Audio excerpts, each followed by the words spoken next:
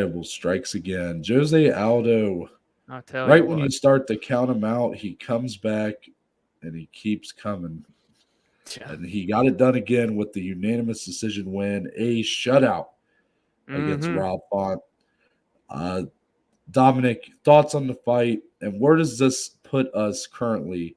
Where is Jose Aldo currently in this bantamweight division? I'm just gonna let you roll with it. Just go. All right, let's roll with it. So, first off, the fight, very fun, very entertaining. And I just have to say off the top that Rob Font, for what it's worth, still looked very good on the feet and then the striking. But in 4 out of 5 rounds, right when he would be looking great, the jab was landing, kind of piecing up Aldo. Boom! Jose Aldo would land the biggest shot of the round and follow it up to therefore win it. I mean, that happened literally in 4 out of 5 rounds. And in this one, we got to see the grappling of Jose Aldo, which we quite literally never, ever get to see.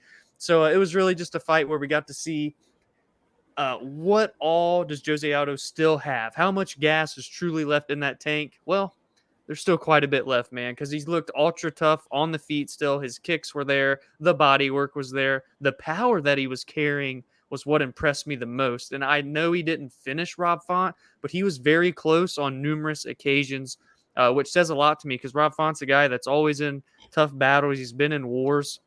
So it's not necessarily easy to finish him. And the fact that Aldo almost did it multiple times was impressive. He's 35 years old. He's 31-7. He's been there. He's done that. And he's still climbing the mountain. He's still approaching another title shot. It's just so mind boggling to me what all Jose's done in his career and is still doing, especially down at a weight class at Bantamweight. I could have never envisioned that he's now on a 3-fight win streak against 3 ranked opponents. And now, in terms of his standing in the elite of the division, because he's definitely amongst the elite of the division now, it's so ridiculously log jammed and top heavy because we've got Petr Yan as the interim champ. The undisputed champ is Aljamain Sterling. I had to be careful with my words because I almost just said Petr Yan is the champ. It feels like he is, but I digress. Those two seemingly are meant to fight. I hope soon, like maybe March of 2022 would be ideal. Then you've got TJ Dillashaw, who is a legend in his own right of the bantamweight division. And personally, I'd love to see him be matched up with Jose Aldo, assuming we get the undisputed match kind of booked as well. I think that would be a sick fight between two legends. You still have Corey Sandhagen up there. I feel like I'm forgetting a name. Who else am I forgetting? Well, Rob Font was in the top of the heap. Rob Font, obviously. Maybe I did say everybody then. But regardless, this division is just so insane. It's one of the best in the world. And again, the fact that Aldo is now... sorry, another name, Marav Valishvili. Thank you. Yes, he's now amongst there. Yes, there. I knew I was forgetting another name that's a player, and he's there too. So this division's so sick, man. And the fact that Aldo's still there is so amazing. The outgoing support that was on Twitter and everything was so awesome. And yeah, just really an amazing performance. One that I thought on Friday, you can go back on record of me saying it. That's kind of the problem with this podcast, is that as the fight went on, I thought Rob Font was going to get the best of it. Jose held strong, looked the best we've seen in rounds 4 and 5, and was able to get the decision victory, man. So quite a performance. I rambled a lot, but I'm curious to get your thoughts on Jose as well. I'm not surprised, motherfuckers. Okay. Jose Aldo did what I thought Jose Aldo was going to do here. Now, I didn't expect this to be like a one-sided. I mean, I guess calling it one-sided doesn't really do Rob Font justice here. Right.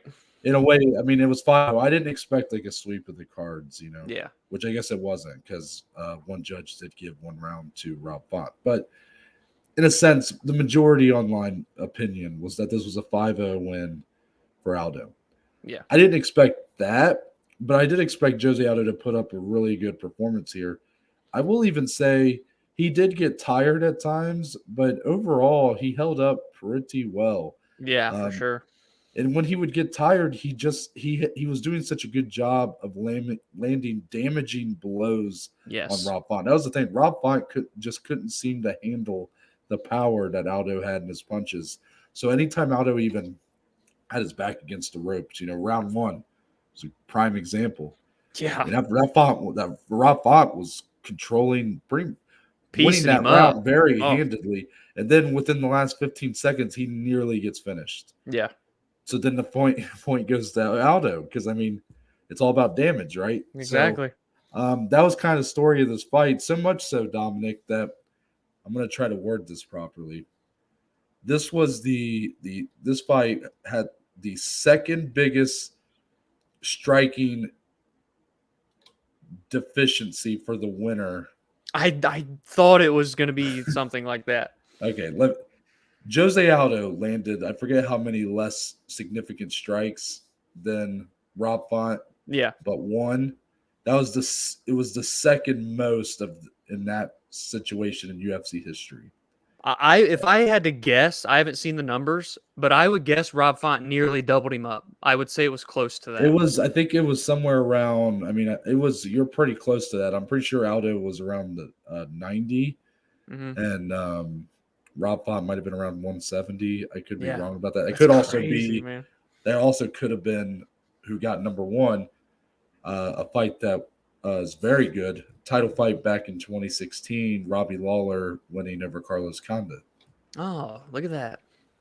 Which is a fight that a lot of people think Carlos Condit won. Yeah. Yet here we go. Not a single person crying foul that Rob Font lost here. So very interesting, and just shows my big argument. I hate when people use striking numbers as a means to prove that they're right, that a fighter won. To be clear, striking numbers, these stats don't tell the whole story. It's about damage at the end of the day. You got to watch the fight. You got to see who's landing the more damaging blows. This fight, prime example of that. Because if you looked up the stats, you might just assume that Rob Font dominated this fight. Not the case. But I agree. Jose Aldo, TJ Dillashaw, you got to book that fight. I know I already know how this is going to go. TJ's going to piss some people off because he's going to believe that he should just be able to hold out for the winner of Sterling and Jan. Don't blame him for feeling that way. Don't blame him for trying to do it. But you know how this is going to go, Dominic. He's going to say it, and people on Twitter are going to say, oh, he's ducking Aldo. He's doing this.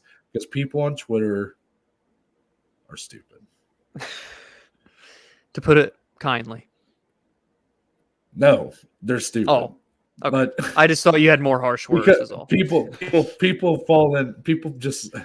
I'm not going to rant, but people fall like I don't understand. People get so mad about statements like that, but like, let's say Dillashaw does come out and just say like, no, I'm waiting for the winner. Aldo can fight Merab or something, and I'll get the winner, and then we can go from there. People are going to get so mad, but like, obviously the guy wants a title shot. Like, why would he not go for that? Yeah. It's like, what would you do if you're in that situation? You fucking idiot. Like, just people just, I don't know. They don't really see behind the curtains, like we do. But I digress. Great fight.